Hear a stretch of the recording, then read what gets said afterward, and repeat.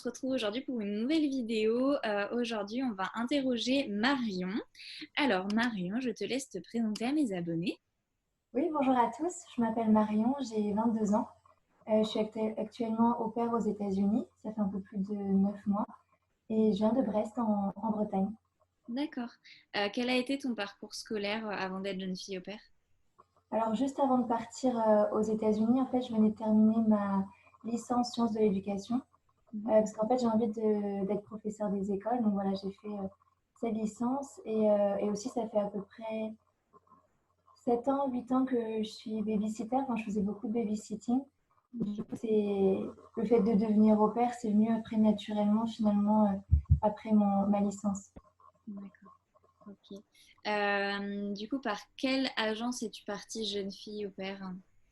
En fait, j'ai choisi l'agence Cultural Care parce qu'en fait, c'est la fille en fait, d'une copine à ma mère qui était au pair l'année dernière.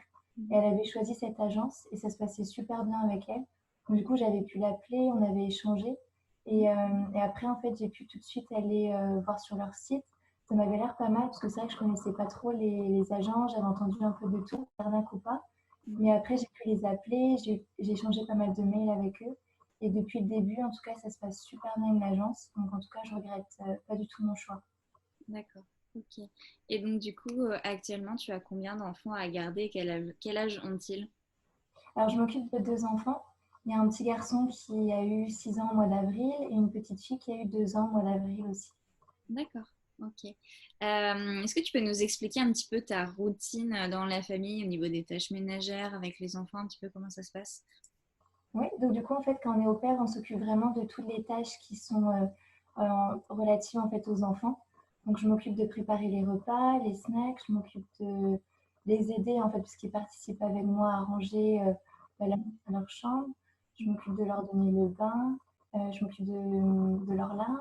Et après, je m'occupe de tous les déplacements. Donc, par exemple, s'il y a besoin d'aller les chercher à l'école, s'il y a besoin d'aller à des playdates avec d'autres au pair ou avec d'autres enfants Mhm. et s'il y a des activités sportives, donc c'est moi aussi qui gère ça. Euh, donc avant le confinement, parce que du coup j'ai deux emplois du temps maintenant différents, Ouais. donc je travaillais à peu près 10 heures par jour, Ouais. je faisais 8 heures, 18 heures, donc j'avais la petite tout le temps. Mhm. Et j'avais en fait que le petit de 6 ans à partir de 14h30 en fait, quand il revenait de l'école. D'accord. Et après j'essayais de varier avec eux les activités, les jeux. Et là, depuis le confinement, du coup, on est tous les enfants à la maison et je me retrouve à faire école à la maison. Donc, j'ai mis en place un emploi du temps complètement différent, mais qui est un peu en lien avec ce qu'ils pouvaient avoir à l'école. Et du D'accord. coup, j'essaie d'adapter avec la toute petite aussi, mais c'est pas forcément évident parce qu'ils ont quand même 4 ans de différence d'âge, mais ça va. Et du coup, je travaille maintenant 8 heures par jour, donc je travaille un peu moins. Et D'accord. parce que du coup, voilà, j'ai les deux enfants tout le temps maintenant. D'accord. Donc, voilà. Ok. Qu'est-ce que tu arrives à faire actuellement pendant ton temps libre ou qu'est-ce que tu faisais du coup avant confinement pendant ton temps libre? Alors, du coup, avant mon temps libre, c'est vrai que la plupart du temps, je travaillais pas les week-ends, ou peut-être une ou deux fois par mois. Donc, Mhm. c'est vrai que j'étais vraiment libre, donc je pouvais aller avec les autres au pair. Du coup, on est à peu près, on est combien maintenant? On est 8. On est Ouais. 8 au pair, donc là où je vis. Et du coup, bah, on sortait ensemble, on allait découvrir la ville, les alentours. On a pu aller plusieurs fois à New York City, en fait, parce je suis dans l'État de New York. Donc, en Ok. fait, en prenant le bus, c'est à peu près à 4 heures pour aller à New York. Donc, on a pu faire ça pendant des week-ends. Ouais. Après, ben, on va au cinéma, au centre commercial, au restaurant. Et là où je vis, en fait, il y a beaucoup de lacs, il y a beaucoup de cascades, il y a, en fait, pour aller se balader, enfin, il y a plein de forêts, c'est super joli ici. Donc, c'est vrai qu'on a trouvé plein d'endroits, en fait, à découvrir. Donc c'est vraiment chouette. Et c'est vrai que maintenant, ben, là, ça sont assez strictes, donc j'ai vraiment pas le droit de sortir. Mhm. Donc, à part dans le jardin. Et du coup, c'est vrai que bah, c'est un peu plus compliqué, mais heureusement, il y a tous les moyens de communication maintenant. Donc, j'appelle beaucoup mes amis, toute ma famille. Donc, voilà, après, C'est difficile du coup maintenant d'avoir un vrai break. C'est ça qui est compliqué avec au pair, c'est que tu vis avec la famille. En fait, tu es un peu sur ton lieu de travail. Et là, bah, avec le confinement, c'est encore plus difficile vraiment de faire la séparation. Mais j'essaye vraiment voilà, d'avoir un rythme différent et de ne pas forcément faire en fonction d'eux. Avec eux, par exemple, le midi, pour vraiment quand même avoir juste du temps pour moi le week-end. Et pour l'instant, ça se passe vraiment bien. D'accord, bon, bah, c'est cool. Est-ce que tu peux nous dire un petit peu quelle est ta relation dans cette famille avec les parents, avec les enfants, comment ça se passe du coup avec eux? Oui, du coup, avec les enfants, ça se passe vraiment super bien. En fait, j'ai eu de la chance parce que les parents, en fait, ils les ont vraiment préparés à ma venue. Et en fait, dès qu'on a matché, ils leur parlaient beaucoup de moi. Ils faisaient les Skype avec nous aussi. J'essayais de leur envoyer des petites vidéos. J'essayais de leur envoyer des petites activités, des idées que je pourrais faire avec eux. C'est vrai qu'ils ils étaient contents, enfin, ils m'attendaient, donc c'était sympa. Et après, non, non, c'est même s'il y a des différences, tu vois, surtout culturellement. Du coup, non, vu qu'ils étaient préparés à ma venue, en fait, ils m'ont super bien accueilli. Et en fait, ils sont tout petits, ils sont jeunes, donc c'est vrai qu'ils sont tout le temps dans la demande, tu vois, d'avoir des jeux, des activités. Enfin, ils sont ouverts à tout. Et ils restent quand même très à l'écoute, enfin, ils sont attentifs. Et j'ai pas de problème de discipline, je dirais, avec eux. D'accord. Donc du coup, c'est vrai que non, non, je passe vraiment des bons moments avec eux, donc j'ai de la chance. Et même là, avec le confinement et le fait d'avoir un emploi du temps complètement différent, et ils ont bien réagi, je trouve, et ça nous permet de créer encore plus du lien. Ouais. Donc finalement, on a vraiment une belle complicité, donc c'est ce que je recherchais aussi, c'est ce qui est important. Donc là-dessus, je suis vraiment rassurée par rapport aux enfants. Et pour les parents, c'est vrai que ça se passe bien aussi. Ils sont beaucoup dans la communication. Donc, Ouais. par exemple, tous les week-ends, en fait, donc on a eu un carnet avec Cultural Care. On doit écrire nos horaires, si je suis bien payée toutes les semaines, si je travaille pas plus de 10 heures par jour, pas plus de 45 heures par semaine. Et tout le monde doit signer, mes parents d'accueil et moi. Et en fait, on fait vraiment le point, comment s'est passée ta semaine. Ils me demandent qu'est-ce qu'on peut améliorer, qu'est-ce qui a été, qu'est-ce qui n'a pas été. Donc ça, j'aime beaucoup. C'est vrai qu'il n'y a pas d'ambiguïté, je dirais. En fait, on discute vraiment de tout et ça, c'est chouette. Et après, c'est vrai qu'ils essayent aussi d'être à l'écoute parce que du coup, des fois, on est différents. On ne fait pas les choses de la même manière. Ouais. En France, comme aux États-Unis, il y a plein de différences. Et du coup, on est vraiment dans ce partage-là. C'est vraiment un échange culturel. Et du coup, eux, ils sont super la culture en France, la culture bretonne aussi, du coup. Donc, c'est vrai qu'ils sont à fond là-dessus. Donc, c'est vraiment super de pouvoir partager avec eux. Et après, ils respectent aussi le fait que des fois, j'ai besoin d'avoir du temps que pour moi. Et donc ça, j'apprécie aussi que c'est vraiment dans les deux sens. En fait, ils s'adaptent aussi à moi et moi, je m'adapte à eux. Mais après, ouverts, tu vois, ils sont bienveillants. Dès qu'ils vont faire quelque chose, ils m'invitent. Ils me proposent toujours de les accompagner. On fait des soirées jeux de société, films. Enfin, ils essayent vraiment de me faire me sentir bien, en fait, au mieux dans leur famille, comme si j'étais un membre à part entière. Donc c'est super, ouais. Ouais, c'est super. Ouais, je suis contente pour toi. Euh, Est-ce que tu peux nous dire un petit peu qu'est-ce que ça t'a apporté cette expérience de jeune fille au père, aussi bien du côté personnel que du côté professionnel, parce que du coup tu as fait sciences de l'éducation pour être Oui, institutrice. Donc du coup, qu'est-ce que ça t'a apporté aussi au niveau professionnel? oui, et bah, c'est vrai que c'est une expérience super enrichissante. C'est vrai que déjà personnellement, bah, c'est un challenge, puisque déjà tu quittes tous tes repères pour aller t'abandonner, tu vois, dans un nouveau pays que tu connais pas du tout, avec une autre langue, tu connais personne, tu as un nouveau rôle. Donc c'est vrai que c'est un challenge et ça permet de dépasser tes limites, de sortir de ta zone de confort. Donc c'est ce que je recherchais, parce que j'avais vraiment envie de prendre une année en fait de break pour vraiment me retrouver seule en fait et partir un peu, tu vois, à l'aventure et tester des nouvelles choses, dépasser mes limites et apprendre plus sur moi, en fait, me découvrir. Donc là-dessus, j'ai beaucoup évolué aussi. Ouais. Ça permet de rencontrer des gens du monde entier. Mon niveau d'anglais aussi, c'était un point important que je voulais travailler. Donc vraiment, je vois vraiment une différence au bout de 9 mois sur mon niveau d'anglais. Donc, je suis contente par rapport à ça. Et puis ça t'apporte une ouverture d'esprit. Donc ça, c'est chouette. Et par rapport aux enfants, bah forcément, tu dois être super patient. Donc, tu travailles ta patience, tu dois tout le temps t'adapter, anticiper, tu dois réagir à n'importe quelle situation. Ta créativité aussi, ça je vois, j'ai beaucoup travaillé dessus. Donc, tu dois tout le temps mettre en place des jeux, des activités, des ateliers.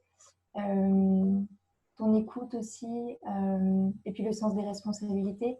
Tu as des enfants sous ta charge, donc faut que tu gères, quoi. Donc faut vraiment faire attention et il faut gérer le quotidien. Donc, non, non, c'est vrai que c'est super enrichissant. Et puis, j'ai des jeunes enfants, donc c'est vrai que comme j'ai pu faire des cours de psychologie, donc en fait, je peux mettre en pratique toute la théorie que j'ai pu voir et l'évolution sur les enfants au quotidien. Donc, ça m'apporte beaucoup. Et puis, c'est un bon entraînement si tu veux plus tard être parent.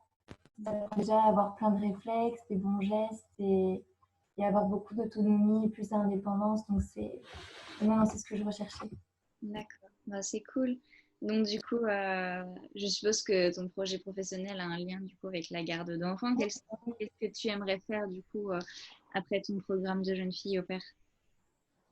Donc, du coup, en fait, en septembre, je reprends mes études. Donc, je vais faire un master, en fait, et donc je suis partie là pour 2 ans. Et je vais passer le concours de professeur des écoles, du coup, l'année prochaine. D'accord, ok, Donc, voilà. ok. Et est-ce que tu aurais un conseil à donner à justement des au pairs enfin des futurs au pairs qui aimeraient se lancer dans l'aventure? Alors, je dirais de vraiment prendre le temps de bien choisir sa famille d'accueil. Parce que par exemple, des fois, on peut avoir un peu, moi, c'est ce que j'avais eu, la pression d'une famille qui te dit on aimerait bien une décision, on aimerait bien une réponse précipitée. C'est super important de prendre le temps vraiment de rencontrer toutes les familles, d'avoir le temps de poser vraiment toutes ces questions. Il y a pas de, faut pas avoir peur de se dire oh, ils vont trouver cette question bizarre ou elle est un peu bête ou il n'y a pas de mauvaise question pour moi et faut vraiment prendre le temps pour vraiment être sûr en fait et essayer de faire le meilleur choix. Puis après, c'est quand même pour 1 an. Donc, ça peut être très long si ça se passe mal avec la famille. Et par exemple, voilà, là, on est en période de confinement, donc il y a petit. Donc, si on n'a pas une bonne relation, une bonne complicité avec la famille, ben, c'est impossible de rester, en fait. Donc, je pense qu'il faut vraiment privilégier, essayer d'avoir vraiment une belle relation avec la famille. Et du coup, ça passe par des heures de questions, je veux dire, au début, mais vraiment prendre le temps de bien apprendre à les connaître et vérifier si on va bien dans la même direction. Par exemple, quelle éducation ils veulent offrir à leurs enfants, enfin, comment ils vivent leur quotidien, est-ce qu'on se sentira bien que, est-ce qu'on sait que ça se passe bien des deux côtés en fait. Et c'est vrai que moi par exemple, parce que je sais qu'il y a des opères, ils commencent tout de suite, est-ce que j'aurai une voiture, comment va être ma chambre, est-ce qu'il y a un couvre-feu. Moi, c'est vraiment des questions que j'ai posées vraiment en dernier, parce que je trouvais que c'est ce qui est arrivé après. Et pareil aussi, la ville, peu importe finalement où ils vivent, c'est avant tout, je pense, si tu te sens tellement bien en fait avec les enfants et avec les parents, peu importe où tu vis, tu vas super bien vivre ton année. Et après, on a 2 semaines de congés payés, on a des week-ends, donc on peut voyager en fait voilà, pendant ces temps-là. Voilà. Et après aussi, un autre point, c'est si vous avez la configuration, il y a un des parents qui travaille à la maison, se poser plus, parce que moi, c'est le cas, et je me suis pas forcément posé beaucoup plus la question. Je me suis dit, oh, c'est pas grave, c'est pas un souci. Mais c'est vrai que surtout, si on est indépendant, ça peut être un problème d'avoir tout le temps un adulte en fait derrière soi. Donc aussi se poser ce genre de questions, est-ce que ça va vraiment me correspondre, est-ce que ça va avec ma personnalité, et vraiment prendre ce temps du matching process pour vraiment poser les bonnes questions pour essayer d'avoir une super année après. Ouais, d'accord. Ok, super. Est-ce que tu aurais une petite anecdote à nous raconter, un exemple de quelque chose qui t'a marqué pendant ton aventure? Alors, je dirais qu'il y a beaucoup de choses. C'est vrai que par exemple, ici, bon, après, c'est parce que je pense qu'ils ont des jeunes enfants, mais ils mangent à 17h30 le repas du soir. Donc, c'est vrai qu'au début, quand je suis arrivée, ça me paraissait fou, quoi, parce que moi, enfin, chez moi en France, je mange à 20h. Donc, c'est vrai que ça, j'ai dû aussi beaucoup m'adapter. Et ici aussi, pareil, comme nous en France, on est vraiment habitués, tu sais, à se poser, à manger à table, à vraiment prendre notre temps, cuisiner. Et eux, c'est tout le temps vite, ils mangent pas forcément ensemble, ils mangent tout le temps aussi, c'est beaucoup de snacks, plein de petits repas. Donc ouais, au niveau un peu de leur routine, tu vois, de leur manière de vivre, il y a beaucoup de différences. Donc ça permet de voir autre chose. Et, euh, et après, en fait, il y a tout qui est différent. Au début, tu dois t'adapter. Enfin, ils ont des drives pour tout, même pour la banque. Euh, Tu dois t'adapter aux tips quand tu vas quelque part. Enfin, il y a plein de petites choses comme ça à penser. Ici, ben, ils sont en miles, ils sont pas en kilomètres. La première fois que tu conduis, que tu vois les panneaux, tu vois c'est 30. Tu dis quoi? Je roule à 30 tout le temps et en fait, ça équivaut à notre 50. Mm. Donc, c'est à peu près pareil, mais c'est plein de petits changements comme ça. Et c'est vrai que tu as toujours une découverte, quoi. Il y a toujours quelque chose de nouveau. D'accord. Bon, écoute, c'est super. Je suis contente que ton expérience se passe bien, du coup. Ouais. Et en espérant que ça continue malgré le confinement. Euh, Est-ce que tu as autre chose à ajouter ou tu penses que c'est bon? Non, pour moi, non, non, c'est bon. Ouais, D'accord. ouais. Ok, super. Bon, bah, je te remercie.